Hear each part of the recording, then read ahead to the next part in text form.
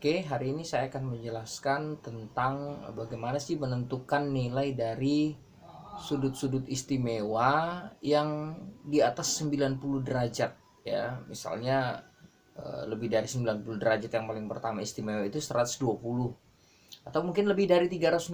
Nanti saya akan ajari. Oke. Sekarang perhatikan.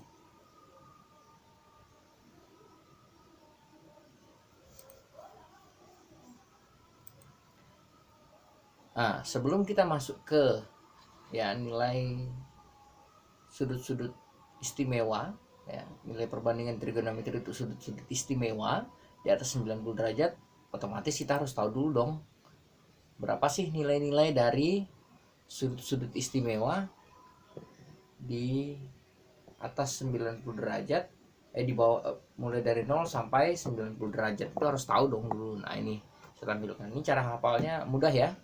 Ingat-ingat, kalian harus tahu sudut-sudut istimewa di kuadran 1 ya. Ingat-ingat, di kuadran 1 itu dimulai dari 0 sampai 90, yaitu 0, 30, 45, 60 dan 90 derajat.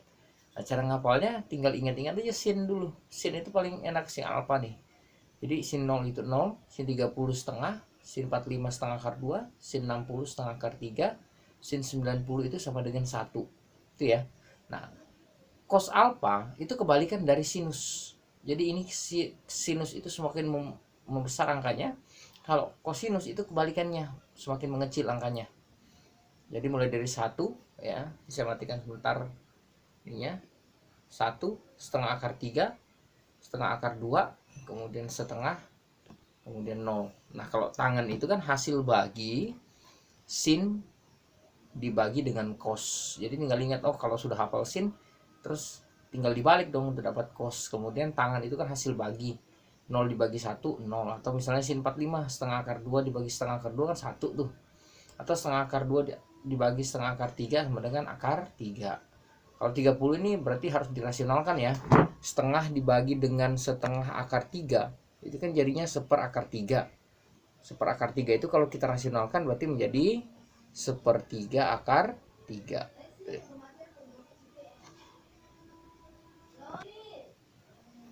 Oke, lanjut. Nah, nih kita akan perbandingan trigonometri di berbagai kuadran. Diperhatikan. Jadi ingat-ingat, kemarin saya sudah jelaskan ya. Jadi perbandingan trigonometri itu dibagi menjadi 4 kuadran. Kuadran 1 ya, ini kuadran 1, kuadran 2, kuadran 3, kuadran 4. Kuadran 1 itu dimulai dari 0, 90, 180, 270. Ingat-ingat. Nah, ini kuadran 1, kuadran 2, kuadran 3 ya. Nah, di kuadran 1 itu semua nilai perbandingan itu selalu bernilai positif. Sin cos tangen dan kebalikannya itu selalu bernilai positif. Ya, ingat-ingat. Kemudian di kuadran 2 ya, itu hanya sinus yang bernilai positif. Kosinus dan tangen itu bernilai negatif. Ini juga berlaku untuk kebalikan dari perbandingan 3 ini. Ya. Jadi hanya sinus yang bernilai positif, kosinus dan tangen bernilai negatif. Ini harus wajib kita ketahui dulu. Kemudian di kuadran 3, sinus, kosinus itu bernilai negatif. Kemudian tangen itu bernilai positif. Ini juga berlaku untuk kebalikan mereka, yaitu kosekan, sekan, dan kotangen.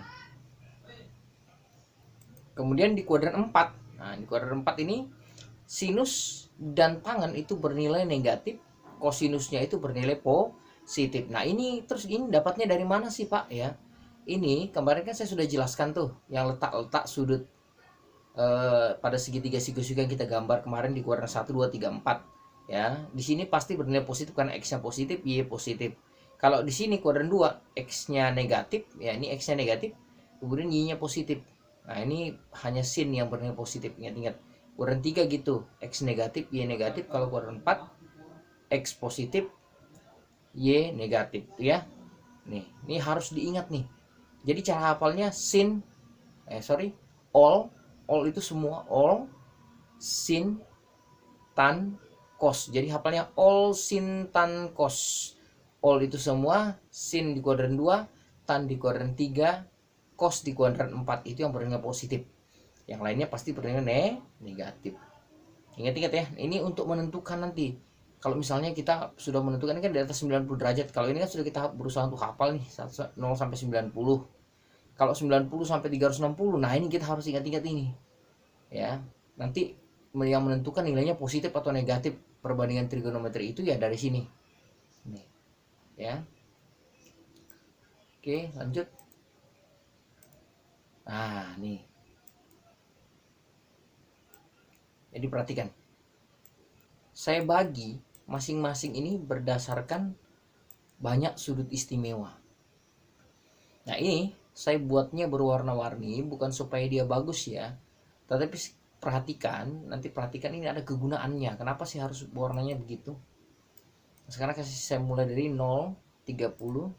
Saya kasih sudutnya 45, 60, 90, kemudian 120, 135, 150, 180, 210, 225, 240, 270, 300, 315, 330 dan 360. Ini satu putaran penuh. Ya, kita cukup tahu ini aja. Ingat nih. Nah, caranya gimana? Misalnya saya cuma hafal kuadran 1, 0, 30, 45, 60, 90. Caranya gimana sih supaya tahu oh setelah 90 berapa? Nah, lihat ini. Ini kan modelnya gini. 0 ke 30 30. 30 ke 45 itu 15. 45 ke 60 itu 15. 60 ke 90 itu 15. Berarti nanti gini. 30, 15, 15, 30. Ini juga gitu berlaku. 30, 15, 15, 30. Ini juga gitu. 30, 15, 15, 30. Ini juga 30, 15, 15, 30. Nah, gini. Jadi cara menentukan gitu, ingat-ingat. Jadi apanya ya, jedanya itu 30 ya, 15, 15, 30. Ingat-ingat 30, 15, 15, 30. Nah, perhatikan. Yang kita hafalkan itu adalah ya, yang kita hafalkan nilai perbandingan trigonometrinya itu adalah di kuadran 1 aja nih, dari 0 sampai 90. Nah, perhatikan. Nah, lalu gunanya warna-warni ini apa? Jadi perhatikan, di kuadran 2 itu punya warna yang sama dengan kuadran 1. Kuadran 3 juga punya warna yang sama dengan kuadran 1. Kuadran 4 juga punya warna yang sama dengan kuadran 1. Ya, perhatikan bagus-bagus. Jadi ingat, nanti gunanya warna-warni ini adalah kita akan menghubungkan warna-warna ini ke kuadran 1.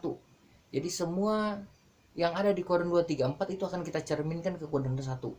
Caranya tinggal samakan warnanya. Nah, misalnya nih, saya tanya nih 210. 210 berarti kita kan nggak tahu nih, misalnya saya tanya sin 210. Kita nggak tahu, yang kita tahu adalah mulai dari 0 sampai 90. Tinggal cerminkan aja, lihat 210 itu sama dengan warna apa di kuadran 1. Artinya semua warna ini, semua sudut-sudut di atas 90 derajat ini kita cerminkan semua ke kuadran 1. Karena yang kita hafal nilainya atau yang kita ingat nilainya adalah kuadran 1. Saya ambil contoh nih. Sin 120. Nah, tinggal lihat nih. Sin 120 itu ada di mana sih? Oh, 120 itu ada di sini. Ya. 120 itu ada di kuadran 2. Ya. Ada di kuadran 2. Tinggal cerminkan ke kuadran 1. Warnanya ini nih. Oh, dia sama dengan warna kuning yang ada di kuadran 1 tuh sama dengan berapa? 60. Berarti saya boleh dong tulis dia. Oh, ini berarti sin 120 boleh saya samakan dengan sin 60. Kemudian sampai di sini kita cek dulu dia negatif atau positif. Kita cek dia negatif atau positif coba. Caranya gimana? Lihat 120-nya. 120-nya ada kuadran berapa? Ada di kuadran 2. Di kuadran 2 tadi yang sudah kita pelajari, yang bernilai positif adalah sinus. Sehingga karena di sini ditanyakan sinus, berarti nilainya tetap positif dong, tidak berubah. Sehingga kalau kita mau cari sin 120, kita tinggal cari berapa sih sin 60. Nah, sin 60 itu kan setengah akar 3, otomatis sin 120 itu sama dengan setengah akar 3. Contoh yang kedua, cos 225. Nih. 225 itu letaknya di mana? Letaknya di sini. Ini ada di kuadran ketiga, ya. Kuadran ketiga. Kalau saya cerminkan ke kuadran ke-1, 225 ini sama dengan 45 derajat ya. Sama nih. Sehingga boleh dong saya tulis cos 225 itu sama dengan cos 45. Sehingga setelah kita sudah dapat cos 225 itu saya cerminkan ke kuadran 1 sama dengan cos 45. Sekarang kita tinggal koreksi. Dia positif atau negatif? Nah, lihat 225 ini ada di kuadran berapa? 225 ada di kuadran 3. Karena di sini yang ditanyakan cos. Nah, di kuadran 3 kosinus itu bernilai negatif, sehingga cos 225 itu sama dengan negatif cos 45. Ya, saya tambah negatif karena di sini kan kosinus itu bernilai negatif. Sehingga saya tinggal cari, berarti kalau saya mau cari cos 225 itu saya cari aja cos 45 itu berapa, terus saya tambahkan tanda negatif. Berarti cos 225 sama dengan negatif setengah akar 2. Itu ya. Jadi perhatikan kuadran berapa dia. Penguatan yang terakhir. Tangen 330. Kita lihat dulu 330. 330 itu letaknya di sini nih. Ya, 330 itu letaknya di sini. Ini kuadran 4 nih. Ya, ini kuadran 4 nih 330. Saya cerminkanlah dia ke kuadran 1. Ternyata warnanya sama dengan warna biru di kuadran 1 juga, yaitu 30 derajat. Berarti saya boleh dong tulis tangen 330 itu sama dengan tangen 30. Itu ya, karena dia sama nih warnanya. Set. Kalau dicerminkan kan lurusnya ini. Nah, sekarang setelah itu langkah berikutnya kita tinggal lihat dia positif atau negatif. 330 itu di kuadran 4. Ya, sementara di sini yang ditanyakan adalah tangen. Nah, kita tinggal lihat di kuadran 4 tangen itu bernilai positif atau negatif. Tangen itu bernilai negatif, sehingga nanti tangen 330 itu sama dengan negatif dari tangen 330. Sehingga kita tinggal cari tangen 330 itu sama dengan berapa sih? Berarti sama dengan negatif tangen 30. Kita cari tangen 30. Ingat tadi. Tangen 30 itu kan sepertiga akar 3, sehingga tangen 330 itu berarti negatif sepertiga akar 3. Oke. Jadi kuncinya kalian harus memperhatikan nanti dia di kuadran berapa. Di kuadran itu siapa sih yang positif, siapa yang negatif, ya. Karena kalau kita cerminkan kan sudah gampang nih melihat warna-warnanya, ya. Kemudian bagaimana sih kalau dia lebih dari 360 coba? Tinggal lihat, ingat ya. Kalau satu putaran 360. Kalau 2 putaran itu ya, jadi ingat satu putaran 360, kalau 2 putaran 720. Nah, sekarang perhatikan, ini yang tadi saya buat. Kita tampilkan lagi supaya mudah.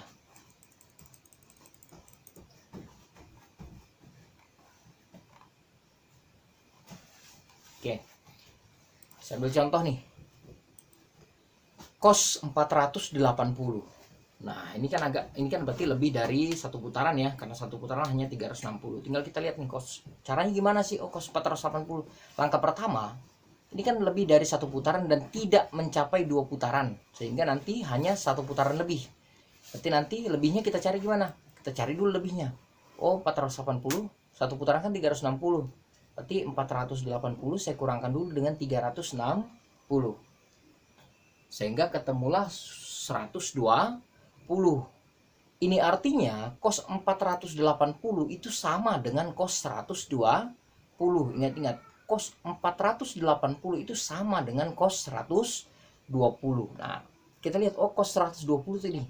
Berarti di sini sebenarnya kalau kita putar lagi ya, lebih dari satu putaran, di sini itu 420. Ya. 480. Nah, karena ini kita juga belum tahu ya, berarti kan kita harus cari dulu nih. Cos 120 saya cerminkan lagi dong ke kuadran 1. Jadi semua harus dicerminkan ke kuadran 1 ya. Karena di sini 120 warnanya kuning, saya cerminkan kuadran 1, yang warnanya kuning berapa? 60. Berarti sini 60.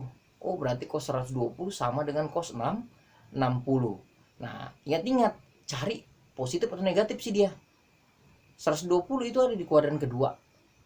Di kuadran 2, kosinus itu bernilai negatif, sehingga cos 120 saya cerminkan ke kuadran 1 sama dengan 60. sama dengan negatif cos 60, karena 120 ada di kuadran kedua. Yang di kuadran kedua kan kosinus itu bernilai negatif, sehingga cos 480 saya tidak usah cari lagi, berarti cos 480 itu sama dengan sorry, ntar saya perbaiki ntar. Jadi cos 480 sama dengan negatif cos 60. Cos 60 itu kan nilainya setengah ya. Berarti kalau kita mencari cos 480 berarti sama dengan negatif 1/2 atau negatif setengah. Itu ya. Kemudian contoh kedua, tangan misalnya tangan 585. Tangan 585. Ini tidak sampai 2 putaran, tetapi lebih dari 1 putaran. Ya, ini sama dengan ini. Lebih dari 1 putaran, tapi tidak sampai 2 putaran. Sehingga nanti kalau cari berapa sih yang setara dengan 585, kita tinggal kurangi dengan 1 putaran. Oh, yang sama dengan 585 itu sama dengan 225. Sehingga tangan 585 itu sama dengan tangan 225. Berarti kita tinggal lihat sini, 225 ada di sini. Saya cerminkan lagi dia ke kuadran 1. Dia sama dengan apa di sini? Sama dengan tangan 45. Ya, karena dia sama-sama merah nih. Dia sama dengan tangan 45 nih. Nah, perhatikan. Kemudian langkah berikutnya yang harus kalian perhatikan, dia positif atau negatif. 225 itu ada di kuadran ketiga. Di kuadran ketiga, tangan itu bernilai positif. Sehingga tangan 225 tidak berpengaruh. Sehingga di sini karena dia positif berarti tangan 225 sama dengan tangan 45. Berarti kalau saya mau cari tangan 585, saya cukup cari tangan 45. Tangan 45 berapa? Tangan 45 itu sama dengan 1. Oke. Itu ya, ini kalau lebih nanti kalau misalnya dia 2 putaran ya. Kalau misalnya dia 2 putaran diperhatikan, berarti misalnya lebih dari 2 putaran nih. Misalnya 750 itu kan lebih dari 2 putaran. Berarti untuk cari dia setara dengan berapa, kurangi dengan 720. Jangan dikurangi dengan 360 lagi, karena kalau 360 itu hanya 1 putaran. Kalau lebih dari 720 berarti dikurangi dengan 720. Oke, mudah-mudahan bermanfaat buat anak-anak sekalian ya. Di tengah wabah corona, ya kita diam di rumah, mudah-mudahan ini menjadi pembelajaran buat kalian. Oke. Sampai jumpa di video berikutnya. Kalau ada kesalahan mohon dikoreksi karena Bapak berusaha untuk membuat yang terbaik untuk kalian. Oke. Selamat pagi, siang, sore, malam.